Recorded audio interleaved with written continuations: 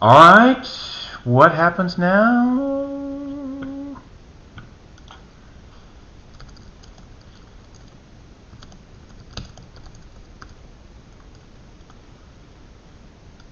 And there you go. So I'm hoping somebody shows up again, and we'll try again. And the answer is, I don't know what I'm doing with board. Oh, no, board. I surely want to see how bad this is. Oh, this is terrible here. Oh, it's going to be so bad.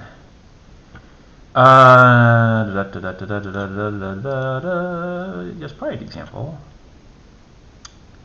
Which one's he doing here? Board. Yeah, let's do one of those two. Yep. Yep. Yep. What am I doing now? How now, brown cow?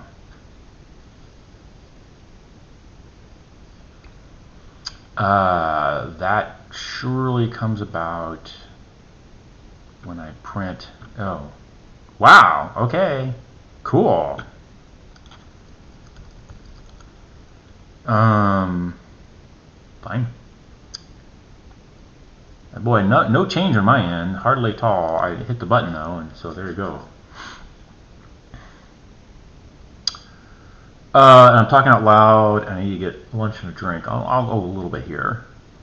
This is because the first thing I spit out, this guy, tuple1, very first class, spit out, auto-generated by, gotta be in tuple.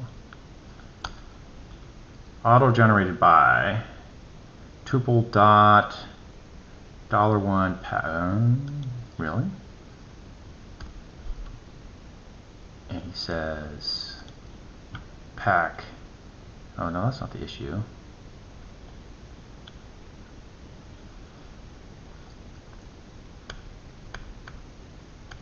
That's the imports. Public class, T class. T class is bad. T class comes about because I didn't class and I didn't do a qualified one. Alright, let's try again. One of these guys. Oh, well, thank you, but I'm practicing. This is like half of the first one because I spent half the day trying to get it to work this far, and I'm about to go break for lunch, and so I'm just like trying to figure out what the hell I'm doing here, and that's because I went to and then I have this bug in IntelliJ. See, up here, object opened up and disassembled. I never touched object in my life. Why the hell did IntelliJ decide he had to go open that tab up for me? That's one of my problems here. So it shrunk my window and increased my font so big. I've got a million space on the top line here, and I just need to a bunch of these things are things I'm going to actually want to hack on though, so I don't want to. Because I usually only live with, well, never mind. I usually have a much bigger screen going on. And I'm talking and I'm whining and I'm not figuring out what the hell I'm doing here. And I'm trying to find in this tiny, oh God, in the tiny screen. I was just, how about now, brown cow?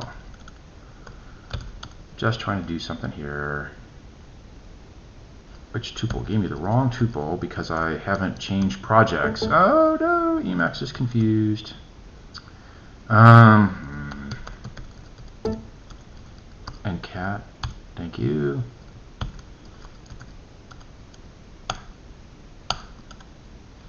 Yes, thank you. Thank you. That's the correct one. And he's like, go to, what the hell? One of many class guys. Okay, what do I do with qualified name here? Where is my qual name? That's not an X type.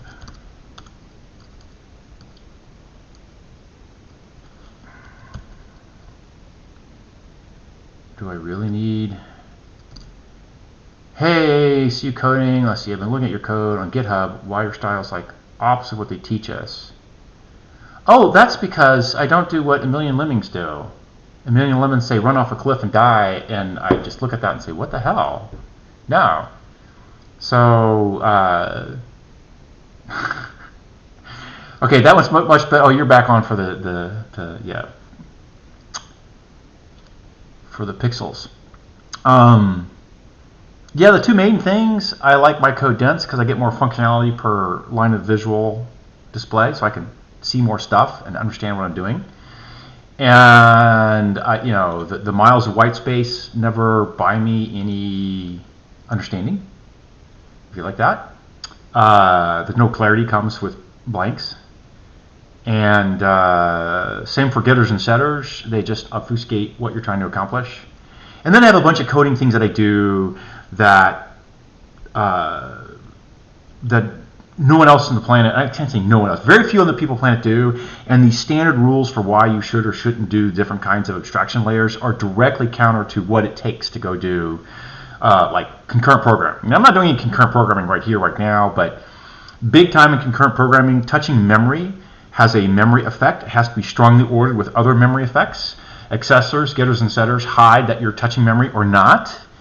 And so they hide the concurrent algorithm, key parts of concurrent algorithms. So I typically don't use getters and setters unless I actually intend to have an API that sometimes loads a field and sometimes does something different depending on which subclass, in which case it's not a getter, it's go get something like the size field, which on some implementations of a hash table is you'll load some field. And some implementations of a hash table size is only approximate because it's concurrent and wildly changing by other threads, and you have to go do a hard query on things. And so size is not a getter or setter. Okay, enough whining on history, although people want to go there, I can go there.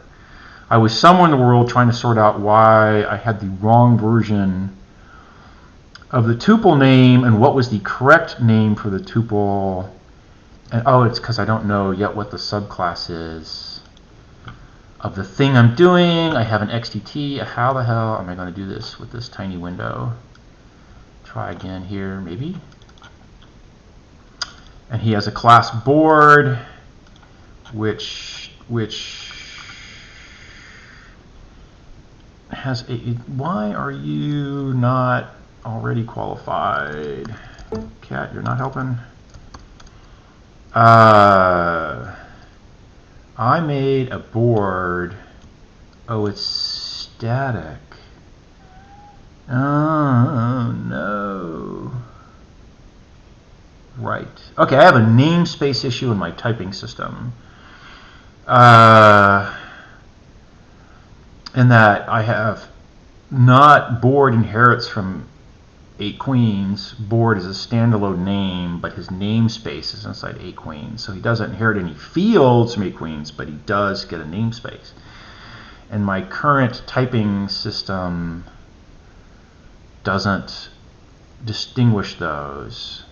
So when I make board, I want a version that I can use that I use the local name, and I have to have a qualified version that's extended, and I have to have an inherited version.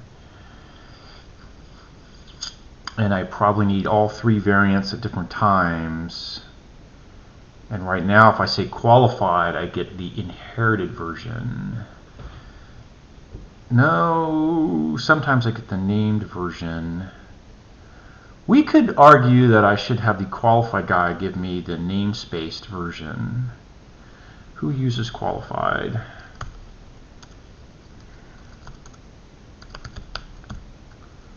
Qualified name.